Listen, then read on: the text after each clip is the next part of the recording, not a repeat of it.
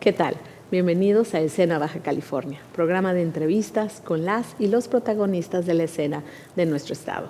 Esta tarde toca música con un artista que encontró su camino musical desde los 12 años con el clarinete. Damos la bienvenida a Emiliano López Guadarrama.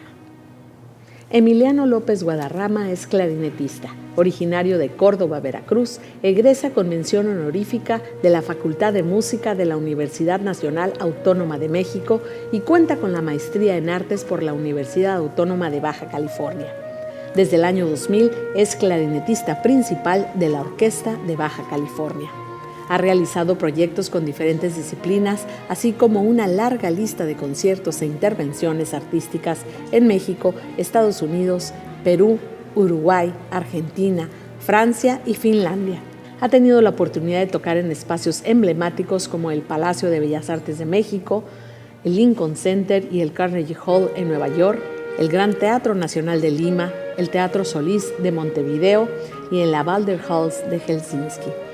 Ha colaborado en grabaciones profesionales con la Orquesta de Baja California, el Ensamble 4 para Tango, el Grupo Café Tacuba y el bandoneonista argentino César Holguín, por mencionar solo algunas de sus colaboraciones musicales. Como maestro de clarinete, colabora en el programa Redes 2025 del Centro de Artes Musicales y en la Facultad de Artes de la Universidad Autónoma de Baja California, Campus Ensenada.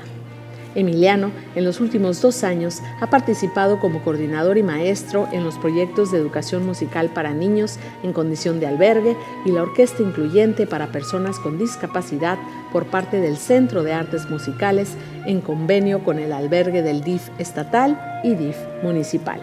Para Emiliano, el silencio es una abstracción y en combinación con el sonido se convierten en lienzos, en materia prima para componer y trabajar.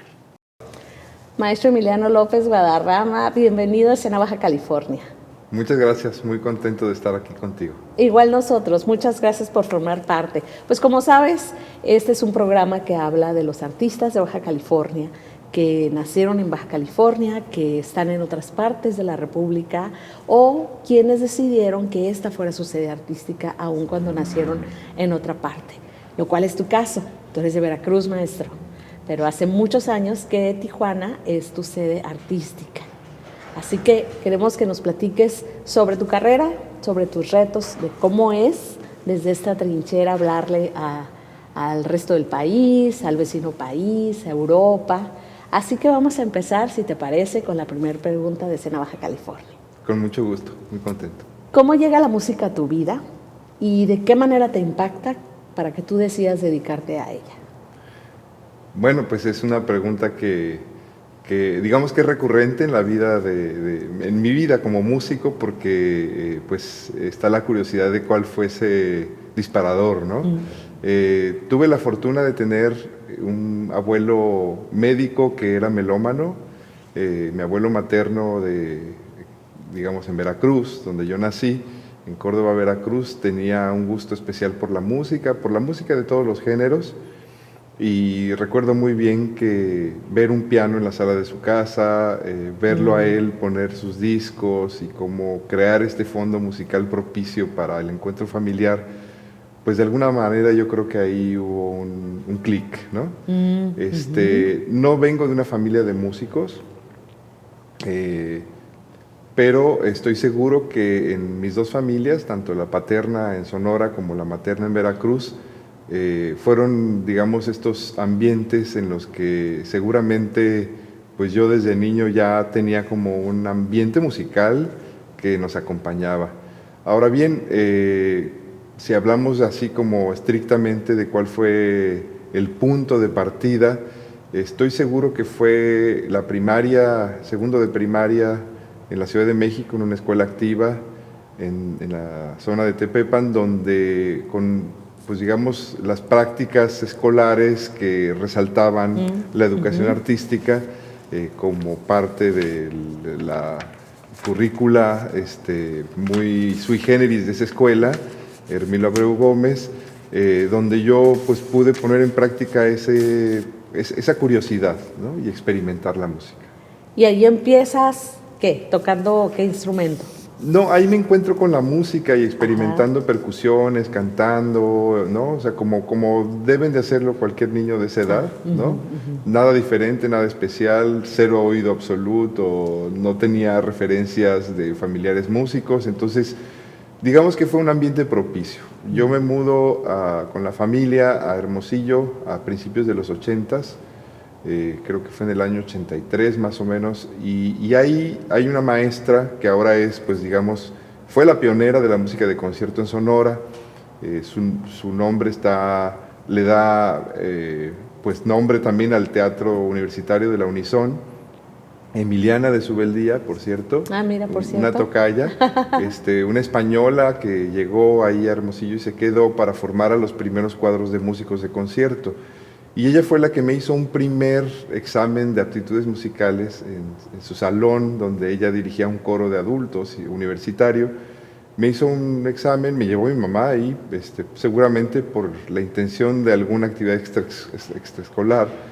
Y ella pues nos dijo, no se me olvida ese momento, siendo yo muy chico, que tenía aptitudes para la música, rítmicas y de sentido del oído musical. Entonces me quedé unos meses en el coro.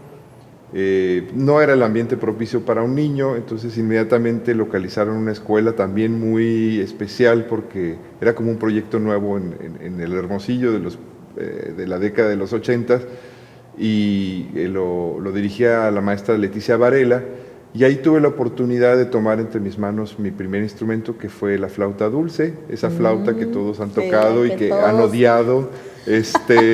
Pues para mí fue lo contrario, fue un instrumento que ya no se separó de mí. Las maestras Beatriz Estandarte y Otila Caballero pues fueron grandes seres que de alguna manera le dieron sentido al hecho de yo como niño empezar a tocar repertorio renacentista y medieval, muy poco de barroco, e interactuar, por ejemplo, con compañías de danza, Antares, con otros músicos de la escena musical de Hermosillo. Estuve unos años trabajando con ellos, al punto que incluso integré un cuarteto de flautas dulces con mis maestros. ¿A qué edad? Estamos hablando que yo tenía entre los 10 y los 12 años. Escalé, digamos, rápidamente porque me volví un estudioso de mi flauta dulce. Una amiga alemana de mi mamá estuvo a bien traerme unas flautas de Alemania, de marca reconocida, para poder yo continuar y escalar, digamos, en esa curiosidad, en ese gusto. Integré este cuarteto que se llamó Contrapunctus. Es de esa manera que tuve la oportunidad de interactuar con artistas sonorenses emergentes de aquella década.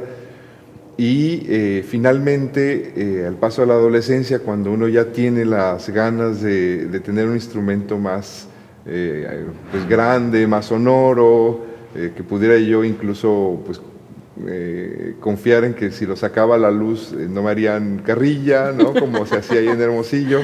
Llegué a la banda de la Unison, llevado de la mano de mi maestra Otila, y fue el maestro Horacio Lagarda, trombonista, director de la banda de la Unison, también universitaria, quien me dijo, pues elige, aquí hay muchos instrumentos, tú ya lees, tú ya tocas, tú ya tienes el gusto por la música, siendo yo todavía pues niño adolescente, y elegí el saxofón, pero él me animó a comenzar con el clarinete. Entonces desde ese momento comienzo mis primeras lecciones de clarinete en Hermosillo a los 12 años, integro la banda de la Unison, comienza este periplo musical en el que pues no está uno quieto, son los ensayos, son conocer música de todo tipo y viajar por el estado representando a la universidad con universitarios. O sea, yo era un niño y estaba en un ambiente ya muy juvenil, digamos, y pues me enamoro del ambiente, me enamoro del viaje, me enamoro de la amistad, me enamoro de esta aventura que es viajar tocando, ¿no? Y llegarle a los públicos sonorenses.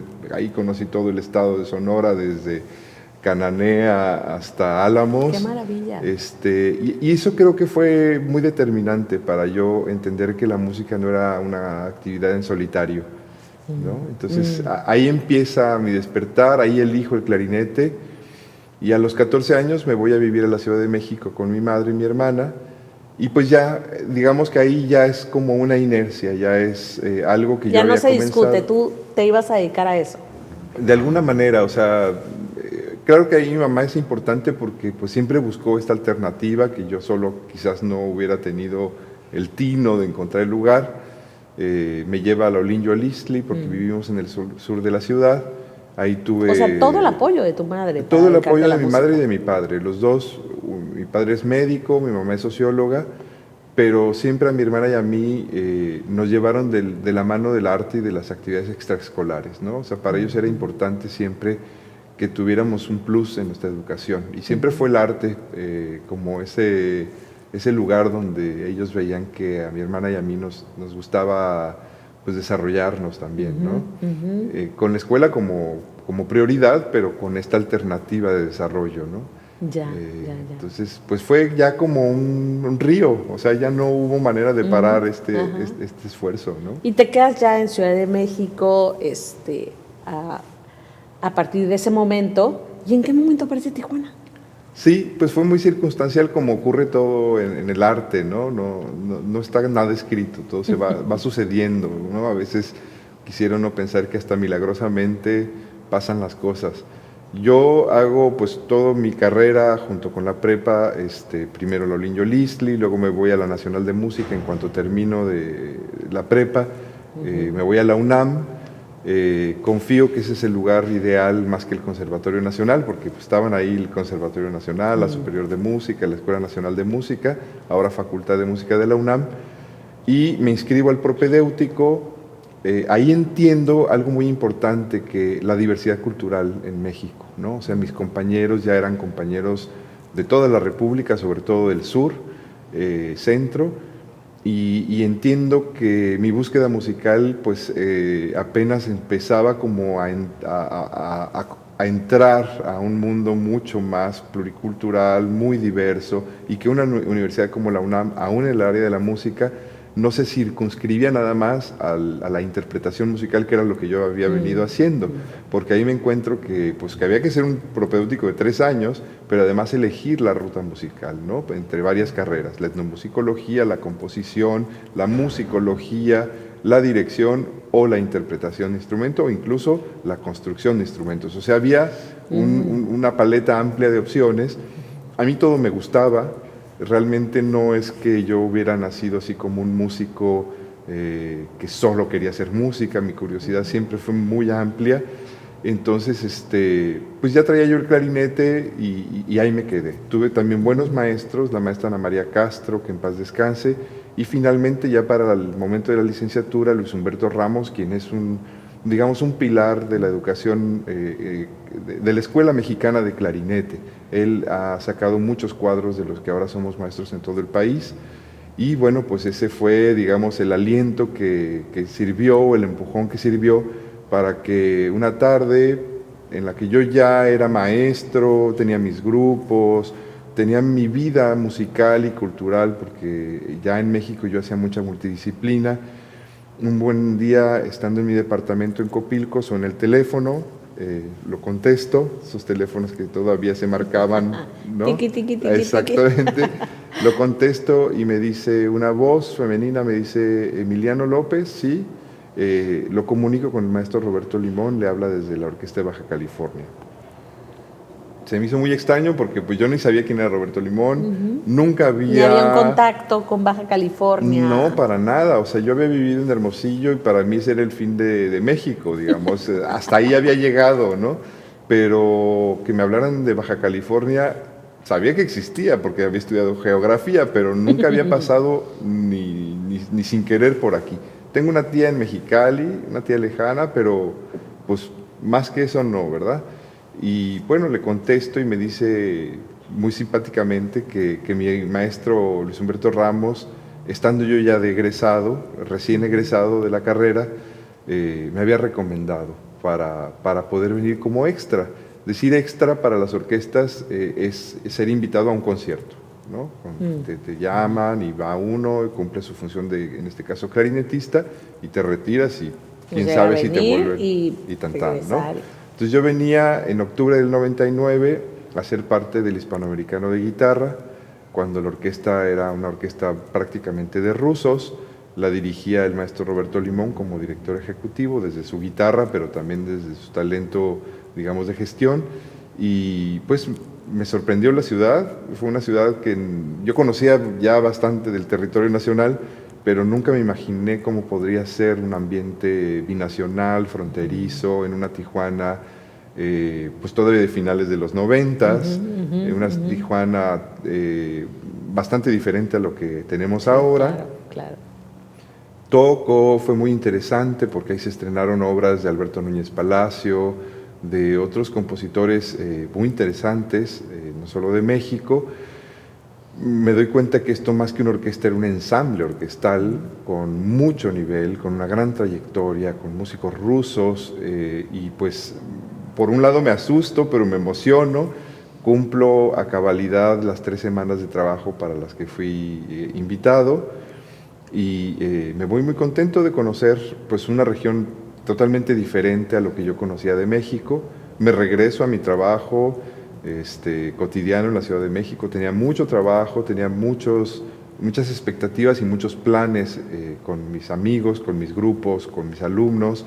Estoy hablando de que yo tenía 24 años en ese momento. Y pues inmediatamente me vuelven a hablar para regresar en noviembre y luego en diciembre del 99.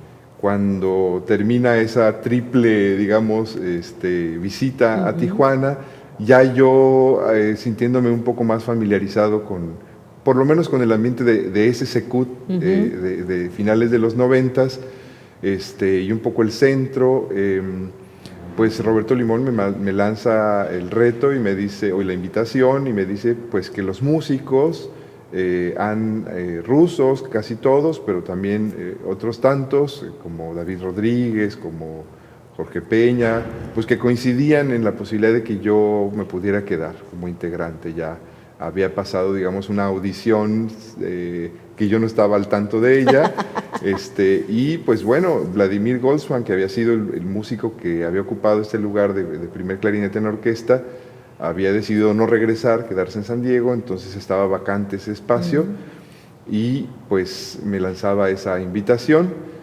Y bueno, pues fue un momento determinante y por eso digo circunstancial, porque mi maestro pudo haber recomendado a tantos otros de sus grandes alumnos, grandes colegas. Me elige a mí probablemente por mi acervo sonorense, por mi, ¿no? Por quizás él pensó que yo estaba en el momento y además en el lugar propicio para pues recomendarme. Y Roberto, pues después de conocerme, ver cómo tocaba, ver que los músicos se sentían a gusto conmigo, no obstante mi edad, pues yo decido decirle que sí. Eso implicó pues es una decisión de vida, porque pues tuve que cerrar el capítulo de la Ciudad de México. Claro, todos los planes y todo, pero te sentiste cómodo acá, te gustó sí, el reto. Sobre todo fue como una especie como yo no salía al extranjero a estudiar, yo sentía que esa era mi oportunidad de profesionalizarme y hacer una especie, entre comillas, de maestría de interpretación, porque ya en México ya estaba yo muy cómodo, ya estaba yo muy claro de lo que podría venir a continuación, pero aquí era un reto permanente, porque los músicos tenían muy buen nivel, y estar en una orquesta pequeña de 15, 13, 14 músicos, porque se movía esa dotación, con gente de Estados Unidos hablando en inglés, con rusos hablando en ruso, pues era como pues casi estar en el extranjero, porque además yo no tenía ningún familiar ni amigo aquí en Tijuana, entonces me quise probar en ese contexto, ¿no? Pues bien, cerré mis capítulos, quemé las naves, porque una decisión así no hay vuelta atrás. O sea, todos mis grupos, toda la gente que tenía la confianza en mí, pues de alguna manera dejó de tenerla al yo tomar esa decisión. Y me vengo a Tijuana en enero del 2000 a ser ya parte de la Orquesta de Baja California, que ha sido pues el eje de mi carrera aquí. Claro, totalmente. Me llama la atención que desde muy pequeño, y ahora que te haces cargo de las orquestas y que tienes como toda esta línea no solamente didáctica, sino como director de las orquestas, de redes y esto, desde los 10, 12 años tú ya estabas organizando tus grupos. No eras un músico de, bueno, a ver a dónde me invitan, a ver, tenías 12 años y ya estabas organizando. Sí tienes además del talento, tienes ese liderazgo, se te da organizar grupos, ver posibilidades, ¿no? Lo ves, lo sientes con los compañeros, inmediatamente te organizas, y ha sido pues una característica tuya a lo largo de tu carrera. Creo que sí, y creo que además, no solo por personalidad, que es más de amistad, de empatía y de curiosidad que de liderazgo, porque yo no me siento con esta personalidad competitiva y que se impone por carácter, sino más bien de amistad, de colaboración. Yo siempre estoy buscando que alguien me invite a hacer algo. Me siento muy nervioso cuando pasan los meses o las semanas y no tengo en la agenda proyectos adicionales a los mismos que ya de por sí tengo como responsabilidad, en este caso de músico de la orquesta, ¿no? O sea, la orquesta pues tiene su calendario, tiene una serie de actividades musicales que hay que cumplir, pero yo mismo estoy siempre buscando qué hay que hacer además de eso, ¿no? Entonces, en ese momento existía el CAEN en el Secut cuando claro, yo llegué. El Centro de Artes Escénicas del Noroeste. Exactamente, ahí conozco gente, por ejemplo, maravillosa como Dora Reola. Por supuesto que estaba ahí Daniel Serrano, el maestro Ángel Norzagaray, yo los veía ahí. Al lado de la orquesta estaba el maestro Álvaro Blancarte con su taller, ahí en el sótano. Entonces yo sentía que estaba como en una isla. El Secut yo lo veía así como una especie de isla donde naufragué, donde mi vida llegó, encalló por alguna razón.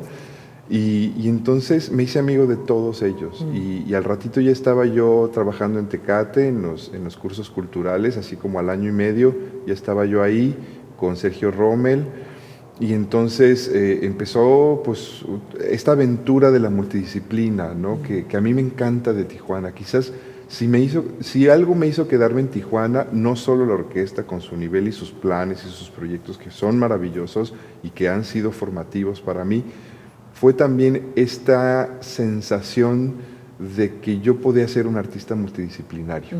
Entonces me integré luego a las invitaciones de gente del teatro, de gente de la pintura, de la literatura. Conocí a Julieta González Irigoyen, conocí a Pancho Morales, conocí el teatro, la danza, por supuesto. Entonces, eso es algo que yo creo que le da un sello distintivo a mi interés de quedarme aquí y cómo me he venido desarrollando, ¿no? Ya lo que tú mencionas de redes, pues es un capítulo posterior, porque hasta ese momento pues yo me sentía como un músico con curiosidad de probar todo tipo de combinaciones con otras disciplinas, ¿no? Claro que como maestro pues me fui desarrollando también con lo que sabía hacer, y entonces fundé el ensamble renacentista pues por este bagaje musical que traía en Tecate. Integré a todos los alumnos que quisieran entrar, guitarristas, pianistas, cantantes, de flauta dulce, mis propios alumnos de clarinete y flauta. Entonces hicimos un ensamble que duró 10 años, que tuvo mucha actividad, sobre todo en el ámbito, digamos, de Tecate, y al mismo tiempo en el Conservatorio de la Orquesta como maestro integré el Consort de Alientos. Entonces, la idea era como participar, ¿no? Integrar a los alumnos, no quedarme solo con los que yo atendía de manera directa. Y vamos a entrar por ahí a la educación. ¿Cómo es para ti dedicarte a ello, sembrar en los alumnos y ver estas posibilidades en ellos? ¿Qué te deja? ¿Qué es para ti dedicarte también a la difícil arte de enseñar? Mira, yo tuve maestros de todo tipo. A todos mis maestros, casi a todos, te podría decir que además de que les debo la enseñanza de lo que me hayan dado, la clase que haya sido, probablemente digamos que yo desarrollé esta astucia o esta capacidad de volverme amigo de ellos desde muy chiquito, de estar dispuesto y disponible a lo que ellos necesitaran para sus propios proyectos, ¿no? De estar ahí. Entonces, esta disposición me llevaba a serme amigo de ellos. Entonces, ya yo como maestro, yo empecé a dar clases en la Ciudad de México a los 14 años. En cuanto llegué, ya estaba yo dando clases. Y pues de una manera muy empírica y casi por instinto. Uno de mis grandes maestros para ser formador o para ser docente en las artes fue Aurelio León Petánic, de Ensenada, pianista en la Nacional de Música, en la Facultad de Música de la UNAM. Él nos dio la materia de pedagogía de la música. Y entonces él nos enseñó que a las gentes, cuando se les enseña el arte, no solo se les enseña la disciplina, sino se les enseña el don de gente, se les enseña a cómo manejarse en un mundo desde ser artista y con todo en contra, no solo por los salarios o por lo que quieran decir, digamos, de la dificultad de ser artista, sino porque el artista es un ser muy sensible y es también alguien que es como una especie de antena que está siempre recibiendo información y ordenándola y llevándola como una especie de huracán a todos los lugares. Entonces, esa ha sido mi mayor enseñanza y lo que he puesto en práctica. O sea, para mí, cualquier persona que tenga interés en las artes es un alumno potencial. Es alguien, además, con el que uno también aprende. Entonces, si yo pude ser, digamos, un buen apoyo para mis maestros desde muy chico, todos mis alumnos, toda la gente con la que yo me he desarrollado en Baja California como maestro, han sido a la vez maestros míos. O sea, yo me he convertido también, o ellos se han convertido en amigos míos, y es tal cual. O sea, yo cuando llegué, pues no había escuela de clarinete en Baja California. Quiero decir, escuela clásica o academia de clarinete, ¿no? Entonces fue comenzando de una manera muy natural por mis responsabilidades en el conservatorio, luego en Tecate, en la universidad, pero poco a poco eso se fue manifestándose como una cuestión muy seria. Cuando se funda la Facultad de Artes, Ernesto Rosas viene a buscarnos a varios músicos y me propone irme a Ensenada a enseñar clarinete ya para una licenciatura. Entonces desde ese primer momento empiezan a llegar a mí alumnos que habían tenido un desarrollo en el clarinete, pero no formal como el que yo había tenido en México. Entonces yo tenía pues en mi casa mis métodos, mis partituras, y fue el momento como de crear esta metodología de trabajo, por supuesto que basado en lo que yo había aprendido con mis maestros, y a partir de ahí fundo lo que ahora es ya, pues digamos, una escuela de clarinetistas baja californianos, ¿no? O sea, estoy muy contento de tener en 15 años 8 egresadas casi todas, porque son más mujeres que hombres, lo cual es bastante extraño en el mundo del clarinete. ¡Qué son maravilla! Más mujeres que hombres, ¿no? Y ahí tenemos pues ya maestros como Ángel Ortega en Mexicali, que enseña clarinete pero que dirige orquestas. Tenemos a Yadin Oseguera en Ensenada, a Frida de la Sota, compositora, a Marta Rolón como gran clarinetista con maestría en Nueva York, Alden, ahorita se me va María Fernanda Álvarez, maestra de la juvenil. Entonces todos ellos son maestros a su vez y son mis amigos, y ahora toco con ellos y son mis colegas aquí en Baja California. Sí, hay como toda esta ida y vuelta, ¿no? De compartir el conocimiento, ¿no? Y además en el escenario. Y pasemos un poco a Redes 2025, a este proyecto de la Fundación de Artes Musicales de la Orquesta de Baja California, que tiene ese nombre que ese es el objetivo, ¿no? Que en 2025 exista la relación entre estos estudiantes y la Orquesta de Baja California, ¿no? Que se puedan nutrir de ahí con músicos que se hayan estado preparando. Cuéntame de ese proyecto porque eres una parte fundamental de él.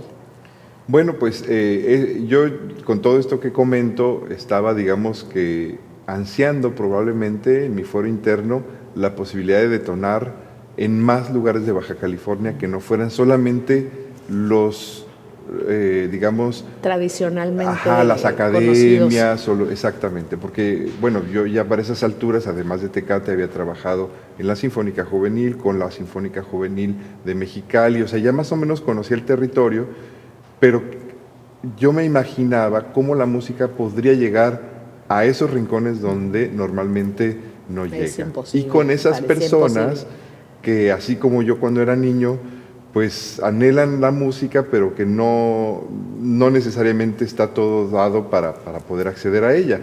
Entonces, es en ocasión de que el maestro Eduardo García Barrios asume la dirección de la Orquesta de Baja California y del naciente Centro de Artes Musicales, con la Fundación de Artes Musicales, con Alfredo Álvarez a la cabeza y Almadelia Ábrego como directora de esta fundación, que pues a los músicos de la orquesta nos dan la encomienda de pues participar activamente como maestros de un programa comunitario.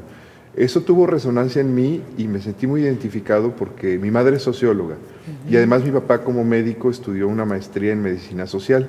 Entonces, pues yo ya traía como ese germen, digamos, del activismo social.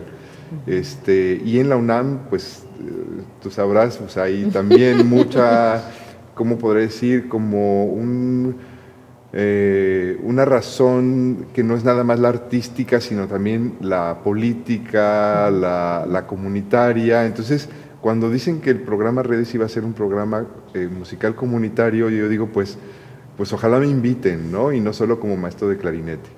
Y tal cual, o sea, me llegó la invitación directa del maestro Eduardo García Barrios y me dice, pues estamos pensando que tú podrías ser un buen apoyo para generar una nueva orquesta, además de la que ya existía, y la vamos a hacer de cero. Necesitas buscar un equipo de personas, de músicos, que cumplan un perfil comunitario y que quieran trabajar en Camino Verde, en granjas familiares, en el Murúa y en La Libertad. Esos eran los 4 lugares y se trabajó con Sedesol, con la extinta Sedesol, para, digamos, darle nombre y para reconocer los polígonos más complicados de estas zonas y donde pudiéramos entonces establecer un convenio comunitario, o sea, con las personas que ahí vivían, para ofrecerles de manera gratuita clases de música y sus instrumentos musicales nuevos disponibles para los alumnos que quisieran integrarlo. Entonces, pues yo busqué entre mis amigos y perfiles que se salían de lo académico. No volteé a ver a la orquesta. Curiosamente, pues ya a estas alturas tenía muchos amigos en otras áreas, entonces estuvieron ahí, por ejemplo, integrantes de la banda Aguacaliente, rockeros, músicos como mi buen amigo Jorge López Ramos, o sea, músicos que tienen otras vertientes musicales, otros intereses, pero que yo identificaba como emanados pues de lo comunitario, de sus propios barrios, de sus propias familias. Entonces yo dije, pues como que ahí es donde yo tengo que buscar para dar con ese perfil. Y bueno, fue muy efectivo. Fundamos la orquesta Do Re Mi, que a los pocos meses ya tenía alrededor de 100 integrantes, niños, casi todos, niños y niñas de estas colonias. Yo me empecé pues a relacionar con pues digamos los jefes de familia, con los jefes de los centros comunitarios, y me di cuenta de que ahí estábamos gestando algo muy emocionante, que era, ¿cómo podré decirlo? Hacer que resonara lo que de por sí ya eran comunidades, sobre todo migrantes en Baja California, ¿no? O sea, darte cuenta que a esta gente no había mucho que enseñarles, sino simplemente darles la oportunidad. Y uno tenía mucho que aprender de sus costumbres, de sus culturas, de todo lo que eran estos espacios no visitados y no comunes para el ambiente artístico de Tijuana, ¿no? Entonces ahí pues se da esta sinergia y pues comienza una aventura muy importante. O sea, en estos ya más de 10 años, Baja California pues fue un buen modelo para en su momento Fomento Musical, porque ahí nos integrábamos como maestros de experiencias similares de varios estados. Tuvimos la oportunidad de hacer visita, por ejemplo, a Venezuela y conocer ese proyecto tan interesante a nivel mundial que es el sistema de orquestas venezolanas, de donde salió Dudamel. Pude visitarlo con Gloria Duarte, la coordinadora académica del CAM. Nos trajimos pues no solo ideas y fotos y música, sino músicos. Nos trajimos 2 familias de músicos venezolanos que están en Mexicali, que han integrado Río Nuevo y claro. el Centinela, ¿no? Me tocó incluso darle nombre a esa orquesta, el Centinela, y están grandes músicos amigos, Marley, Brenda, y todos los músicos que además integraron estas orquestas que son propiamente de Mexicali. Entonces, pues se dio una sinergia bien interesante. Este programa me ha llevado a conocer no nada más Tijuana, también luego Mexicali, ¿no? Lugares muy complicados como Santorales, como el Valle, y después incluso irme a trabajar con músicos migrantes asentados en San Quintín, conocer pues esa faceta del migrante indígena.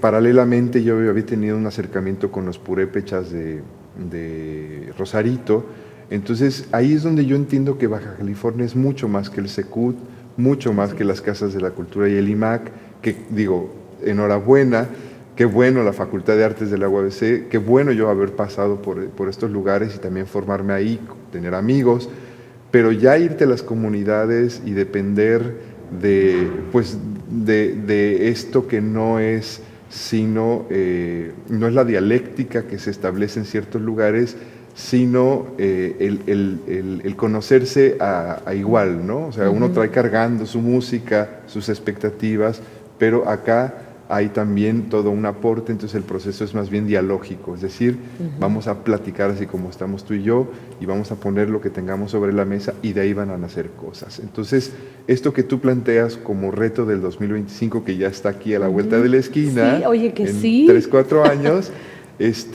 pues ahorita te puedo decir de una manera muy orgulloso, que con todos estos colegas que han sido parte del programa Redes, el maestro Silvino, la maestra Saya y tantos otros, que ahorita nos llevaría varias horas hablar de todos ellos, hemos logrado tener cuadros de profesionales en la música o que se han ido a otras carreras, pero que han tomado la música también como un aporte sustancial a su profesionalización. Pues ya tenemos varias generaciones de músicos egresados y otros que están estudiando, que han salido del programa Redes desde su colonia, luego al CAM y luego a la Facultad de Artes de Música de la UABC, o chicos que, por ejemplo, ahorita están estudiando en Estados Unidos o en Morelia o incluso en el Conservatorio Nacional de Música. Entonces ya tenemos esos cuadros profesionalizados, egresados, pues que están esperando el nacimiento de una orquesta sinfónica en Baja California, y que pues que anhelamos tanto en el corazón mismo de la Orquesta de Baja California como en el CAM, pero estoy seguro también que en todos los derroteros de la cultura que ven la música como un área importante, y pues ya están listos. Es nada más que inicie este proceso. Eso. Y tuve la oportunidad de estar como invitada en representación del secretario Pedro Ochoa en la presentación de la Orquesta Incluyente, que fue una gran experiencia para el público que tuvimos la oportunidad de presenciar. Y ahí hay otro trabajo muy interesante de tu parte que además de que fue un repertorio muy conmovedor para todos los que lo presenciamos, es todo un reto. Sí, pues ahí digamos que estamos llegando a las márgenes de lo posible o de lo imposible, hablando de nuestros contextos en los que nos imaginamos que la música y su profesionalización con individuos tendría que ser para aquellos que tengan sus talentos, ¿no? Así a flor de piel.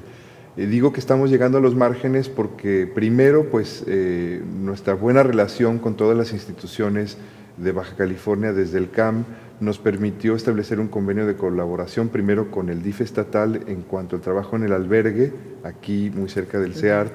Hay un albergue con más de 300 niños que viven ahí en condición de albergue, que es una condición muy particular, ya sea porque son migrantes sin padres o porque son hijos de padres o familias que no se pueden integrar y que no los pueden atender. Entonces ahí yo conocí niños y que están ahí desde muy chiquitos hasta jóvenes que necesitan un trabajo más que artístico, disciplinario, terapéutico. Entonces ya habíamos experimentado y nos habíamos dado cuenta que Redes cumplía en mucho esa visión o esas posibilidades. O sea, la música no necesariamente es también crear cuadros profesionales de música, es también darle a las personas una importante dosis de autoconocimiento, autoafirmación, de identidad. Entonces todos estos elementos se conjugan, uno los aprende. Yo mismo me he ido capacitando, pude hacer una maestría en artes, pude hacer un diplomado en artes visuales aquí en Baja California, pero incluso saliéndome de eso pude vislumbrar que la música se toca con la medicina, se toca con la psicología, con la sociología, con la antropología, tienen fronteras que que uno si las visualiza, las puedes incluso cruzar. Y entonces eso que experimenté en redes, lo llevé quizás a la práctica en el albergue como un primer momento, hace muy poco, hace 2 años, y los resultados que obtuvimos no son de la interpretación musical, sino del autoconocimiento y de la sanación. Aunque suene un poco así como holístico el término, No, bueno. Yo podría decirte, sin ánimo de rayar en lo eclesiástico o en lo religioso, te podría decir que ahí las artes tienen una gran razón de existir. Lo sabemos todos, pero como que a veces se nos olvida, ¿no? Claro. Entonces, o lo escucha uno como frase hecha, pero ahí es donde encuentras ahora sí que la raíz de esas frases hechas, ¿no? Cómo es real el impacto que puede tener. Vaya, que si la escuchas ya hay un efecto de sanación, pero ejecutarla, ¿no? El estar con, qué es lo que sentíamos, qué es lo que siente uno con una orquesta, ¿no? El ver a un grupo de personas ahí congregadas uno con otro, es esta constante sentido del que está a un lado, del que está, porque pues estamos tocando aquí juntos, ¿no? Es todo un ejemplo del sentimiento por el otro, ¿no? De estar con el otro y de que cada nota te llega te mueve hasta sentimientos que a veces no sabes entender, ¿no? Dicen, no estoy cierto, no es tristeza, no es melancolía, pero algo se está moviendo adentro. Y el ver a esta orquesta con esta conciencia, incluso ayudando, ¿no? al compañero, si la compañera o el compañero no ve las indicaciones, pero yo soy quien le ayuda, yo soy la que paso la indicación del director a mi compañera y entra justo. Es muy emocionante ver todo lo que se vibró esa mañana y el impacto que es notorio, como dices tú, la sanación. Es muy notoria en el grupo ¿de cuántos integrantes estábamos hablando? Alrededor de 35. Yo recuerdo ahorita, a través del maestro Mario Cantú, que fue mi maestro en la maestría, nos propuso un autor que se apellida Dubati, que es claro. pues, filósofo del teatro, básicamente, pero de la escena, digamos, ¿no? Del mundo del escenario. Y él plantea algo bien interesante, que es el convivio. Es decir, las artes reúnen al público, por supuesto, pero el artista no es nada y la obra de arte no es nada sin ese convivio. O sea, el público, esta comunidad que se crea, este estar en tiempo presente, en ese lugar, todos juntos, creamos la magia entre todos, creamos el momento y nos llevamos todos algo de todos. Y eso llevado a otro nivel, también como dice un gran, pues digamos, escritor que estuvo hace poquito aquí en la Secretaría de Cultura, que es Villoro, a quien yo admiro muchísimo y trato de leerlo, dice que el arte necesita certezas. Entonces, para mí ha sido muy importante ser integrante de la orquesta y pisar escenarios como Bellas Artes, ser miembro de ensambles como Cuatro para Tango y viajar y que el público te aplauda y digamos, constatar que eso que haces es importante, pero llevarlo al albergue y tener un resultado y luego tener el reto a través del DIF municipal de integrar una orquesta con diferentes discapacidades al mismo tiempo, sin ser yo un terapeuta musical, porque los hay y hay muy buenos, claro. Del lado de gente también muy interesante que se ha profesionalizado aquí, como la maestra Moranova Sotelo, a quien yo admiro y quiero muchísimo. Pues es como decir, bueno, a ver, ¿para qué me sirve todo este conocimiento? ¿Para qué me sirve todo este trayecto? Sino también para integrar a aquellos a los que no vemos. O sea, los verdaderos discapacitados somos nosotros, porque no los vemos, no los escuchamos, no los tocamos, no los sentimos y no conocemos sus universos. ¿Cuál es el universo creativo de un ciego? ¿Cuáles son las posibilidades motrices de aquel que está en una silla de ruedas? ¿Cómo se relaciona con su ciudad, con sus familiares, con la gente que está pasando alrededor de ellos, aquellas personas de discapacidad intelectual que sienten, que piensan y que tienen cosas que decirnos, siempre y cuando te sientes y aprendas a ver cómo son ellos, cómo perciben el mundo ellos. Entonces, ahí la discapacidad realmente nos la pasamos a nosotros, los normales, los que creemos que tenemos todo para hacer nuestra vida, nuestra profesión. Entonces, pues fue un ejercicio muy interesante. Yo utilicé una metáfora cuando iniciábamos esto ante la saliente ya presidenta municipal, que le decía, pues mire, estamos en este momento subiéndonos a un barco, vamos a cruzar un océano que algunos otros han cruzado, pero aquí pocos, y vamos a ver a dónde nos lleva. No sabemos a dónde nos lleva. Era una especie de travesía, y porque querían un resultado de orquesta que se escuchara. Entonces, bueno, pues pudimos integrar a partir de este imaginario que crea la canción Gracias a la Vida, pudimos de alguna manera tejer lo que cada quien podía dar, y ahí aprendimos lo que tú dices. El hecho de estar conectados el uno con el otro, crear una especie de comunidad, una cofradía de gente que se tiene confianza, que llega a las clases, que tiene la disposición de su tiempo y su entrega del alma, de sus todas capacidades, no de sus discapacidades, sino de sus capacidades como seres humanos, la sumatoria de sus mamás o hermanos que estuvieron también integrando, porque fue una orquesta en la que hubo varias discapacidades, pero también personas sin ella, y entonces desplegarnos como un grupo de autoayuda y ver qué de musical podría salir de ahí, pues nos dimos cuenta que había posibilidades para todo, o sea, para tocar un instrumento, pero también para hacer música juntos, para bailar, para disfrutar, para conocernos, para llorar en las clases, para alegrarnos y finalmente para integrar un grupo que está ahí todos los días preguntándome si en este nuevo gobierno o en esta nueva... Sigue, ¿qué es lo que sigue? Están esperando que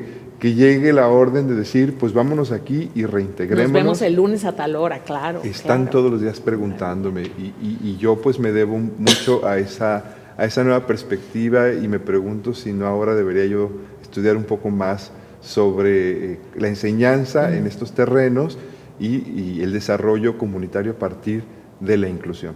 Claro, felicidades por eso, de verdad. Gracias. Ahora, Emiliano, tú como artista, ¿de qué te nutres? ¿Qué te gusta ver? ¿Qué te gusta escuchar para el desarrollo de tu carrera? Eres eres consumidor de otras disciplinas, lo sé, te veo, pero además de eso, ¿de qué te nutres? ¿Cuáles son tus inspiraciones? Pues bueno, hay lugares comunes, principalmente pues obviamente indago en todo lo que puedo tener a mi alcance sobre música y no solo música clásica, escucho de todo, mi discografía es muy amplia, siempre estoy buscando sobre todo artistas locales, me nutro de los proyectos de otros, o sea, si alguien de teatro, de artes visuales, de danza, de otras músicas me invita, yo soy siempre el primero que dice que sí estoy ahí con mi clarinete porque es lo único que tengo como instrumento, pero que me define como artista y a partir de ahí hago mi colaboración. Hago todo lo que puedo por conocer de otras disciplinas, o sea, hice mi diplomado de artes visuales en la Caja Galería, hice mi maestría en artes alrededor de colegas de otras disciplinas, estudié pues también hace muy poquito con una excelente escritora argentina, Marina Porcelli, hice un curso de cuento de más o menos un año, entonces no para profesionalizarme en esas otras posibilidades de expresión, sino para conocer un poco más. Entonces cuando me subo al escenario como artista, como clarinetista, tengo en cuenta todo lo que es visual, lo que implica el desplazamiento, lo que implica la narrativa, el estudio, y ahora más, pues trato de indagar en esas otras disciplinas que también nutren a los artistas y que deberían estar pues como más presentes en nuestro trabajo cotidiano, ¿no? La psicología, ya lo decía yo, la sociología, todos los días escucho las noticias, todos los días quiero saber cuál es la realidad de mi ciudad, de mi estado, de mi país, del mundo. Leo lo más que puedo, es cada vez más difícil para mí tener tiempo, pero leo lo que se me cruza, tanto textos teóricos como novela, como cuento, poesía. Para mí es súper importante, mis amigos poetas bajacalifornianos me enseñan su metáfora, me enseñan su imaginario, me despliegan otros mundos a los que me gusta acceder como de todo, no por salud nada más. Me encanta comer y descubrir en los sabores nuevos territorios. Viajo lo más que puedo, me gusta viajar por tierra para ir viendo los territorios, conocer a las personas. Si tengo oportunidad de tomar un avión e ir a otro país, pues me emociono muchísimo, estudio, y cuando llego a ese país tomo muchas fotos, tomo muchos videos para nunca olvidarlo, hago nuevos amigos. Para mí es muy importante la amistad. No llevo a mis amigos a mi casa, sino que me voy a sus lugares, me gusta estar en sus casas, me gusta conocer nuevas personas, me gusta profundizar en el conocimiento de eso, de la gente, o sea, saber qué piensan, qué hacen, y entonces ahí yo me traigo para mí esos nuevos territorios. Ahora mismo, por ejemplo, estoy regresando a mi lugar de origen, a Veracruz, a través del son jarocho. Es raro ver un clarinete en el son jarocho, pero ahora me han dado la oportunidad de tener un grupo de son jarocho que es Tequio, y pues con Jorge Francisco Castillo, que es el que ha iniciado el proyecto de Fandango Fronterizo. Pues ahora estoy descubriendo, redescubriendo mi identidad veracruzana a través de tocar esa música, y así como eso, cualquier cantidad de opciones. Y hay un reto importante que tiene que ver con la vida personal de un artista. Y en tu caso, bueno, tu pareja también es artista, que acaba de estar aquí en Escena Baja California. ¿Cómo ha sido este reto de que los dos son artistas y que también, bueno, ya hay una familia, no solamente la familia que forman ustedes dos, sino hay una hija? Y no es fácil, aunque pareciera, si los dos se dedican a lo mismo, pues se entienden y saben. Hay muchos retos también ahí, personales. Sí, pues yo creo que tenemos la fortuna de vivir en un siglo en el que se han ido rompiendo estas estructuras, en que la familia es un entorno que tiene que ser un entorno igualitario, y pues qué mejor que tener una compañera artista, bailarina, a la que yo admiro desde antes de imaginarme siquiera que pudiéramos haber sido pareja. Entonces el hecho de tener un proyecto de vida juntos nos ha enseñado que todo es muy importante, que todos nuestros compromisos son fundamentales, que hay que respetar eso, pero que también el encuentro entre nosotros, nuestro tiempo libre, nuestra dispersión, nuestra intimidad, pues debe tener un lugar sustancioso, si no en cuanto a número de horas a la semana, sí en cuanto a la intensidad de esos momentos. Y pues yo creo que parte de esa intensidad ha sido la posibilidad de ser papás, ¿verdad? Entonces, digamos, llevándolo ya al terreno de lo práctico, nuestra hija Leonor, que lleva, pues digamos, el sello distintivo de los dos, porque baila, pero también tiene esa musicalidad, digamos, ahí sí innata, ¿no? En su estructura, en su ser. Pues nos sitúa y nos ayuda a componer mejor ¿cómo podríamos decir?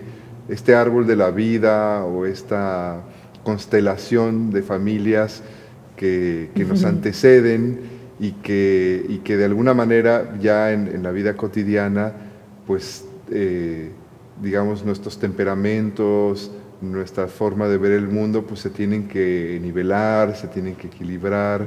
¿Consideras ese el mayor reto de tu carrera, o cuál consideras que ha sido, además de otro de los retos más fuertes en tu carrera? Pues bueno, es interesante que lo preguntes, porque efectivamente yo creo que los artistas nos llevamos a la casa nuestra profesión. Es decir, no cierro la oficina y llego a mi casa y solo es casa. No, mi casa es el archivo de mis partituras, el librero de mi información. Mis instrumentos están ahí, pero también Briseida da clases ahí, ahora online. Entonces es, como dice una amiga de mi mamá, es nuestra casa de la cultura. Bueno, pues yo estoy ya cercano a los 50 años, entonces tener una hija de 8 años pues me obliga a pensar rápidamente qué le puedo dar intensamente en estos años, porque luego van a venir un declive en mi carrera como músico, que tengo que saber cómo equilibrar y seguir aportando. Y bueno, otros retos es vivir lejos de mis familias, y digo mis familias porque mi papá está en Sonora, mi mamá está en la Ciudad de México. Mi hermana Elena está en Chicago, entonces vivir lejos de nuestras familias, también Briseida, mi pareja, pues tiene la misma característica. Entonces rehacer una familia aquí en Baja California con nuestros amigos artistas no ha sido fácil. Entonces a veces vive uno un poco su soledad o esta nostalgia migrante que es tan característica de este territorio. Ese es otro reto. Y el tercer reto es quizás no quedarme sentado con lo que he aprendido, seguir queriendo aprender más, porque el artista se muere si cree que está completo.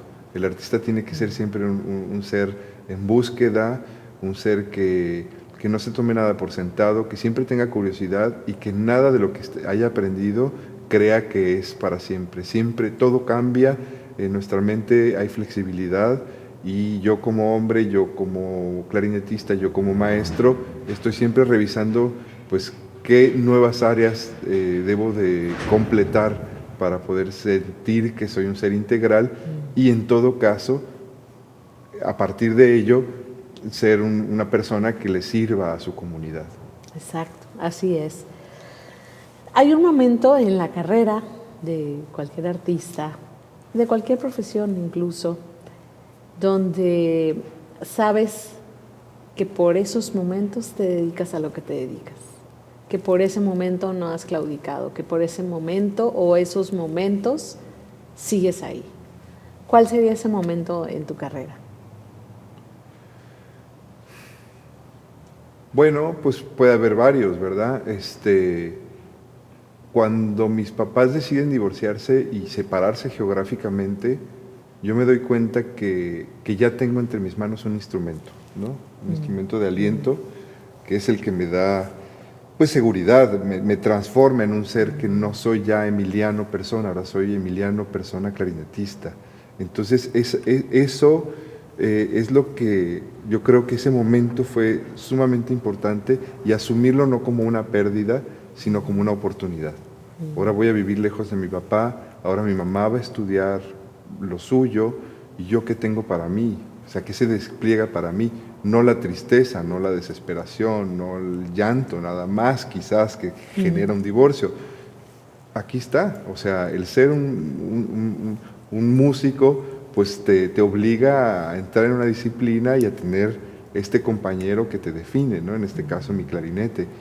Ese momento pues fue muy importante y quizás el segundo gran momento es el nacimiento de mi hija.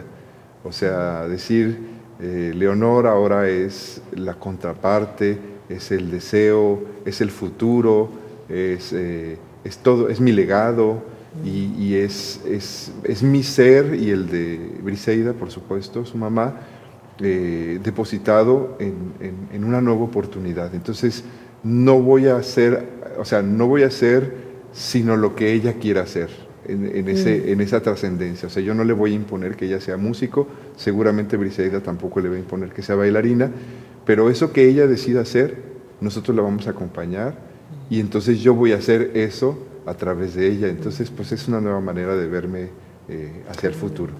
Qué bueno, qué bonito.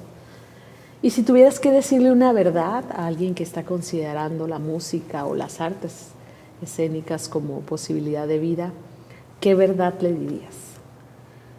Pues bueno, primero que dedicarte al arte es dejar de ser un poco tú y empezar a ser otros, porque cuando interpretas o cuando creas, dejas de ser un poco tú mismo para empezar a ser los otros, ¿no? Entonces, aquel que no quiera desprenderse de su propia historia y empezar a vivir otras, no está capacitado para ser artista. Esa es una. Dos, que el arte no te paga todo lo que implica.